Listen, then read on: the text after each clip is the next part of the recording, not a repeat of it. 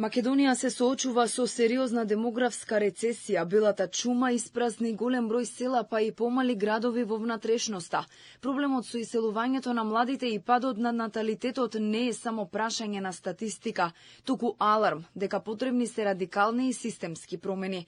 Експертите се децидни дека само со добро изготвена стратегија може да се промени вредносната матрица на младите и да се врати надежта дека квалитетен живот е можен и тука, дома. Според социологот Илија Ацески, Македонија е длабоко навлезена во процес кој не може да се промени преку ноќ. Станува збор за криза што ги надминува политичките и економските рамки, криза на вредности и перспективи. Кога ќе се влезе, би рекол, таа вредносна матрица на поимање на животот во Македонија, мислам дека од тој период, од тој момент ќе почне едно, како би рекол, една поздрава демографска состојба. Во тој поглед, не, дека може да се бара тука некаде излезот. Потребни се многу конкретни, како би рекол, прецизни мерки.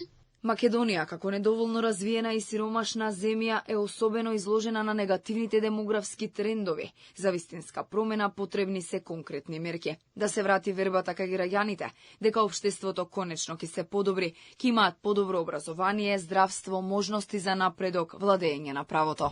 Порадикални мерки кои во основа, како би рекол, ќе формираат или ќе создаваат една подолгорочна визија, особено кај младите, дека животот, квалитетниот живот, добриот живот е овде во Македонија, дека тука може да ги остават своите соништа, дека тука може да создадат вредности. Премиерот Мицкоски вчера порача дека владата сериозно ќе се посвети на борбата против демографската рецесија. Тој повика на широка општествена мобилизација, барајќи одговорност од сите институции. Владата исто така размислува за воведување дополнителни даноци за немажени и неженети, што најде на бурни реакции и негодување на социјалните мрежи. Ова Мицкоски го кажа посочувајќи дека ништо нема посвето од животот, но најголемиот предизвик ќе биде токму тоа: владата да покаже дека може да создаде средина во која животот на вистина ќе вреди. Преку вистински системски промени, функционални институции, правда, сигурност, можности за работа и достоинствен живот. Пред некој да се охрабри да создаде семејство, мора да верува дека иднината на тоа дете нема да биде предодредена од неправда, сиромаштија и корупција.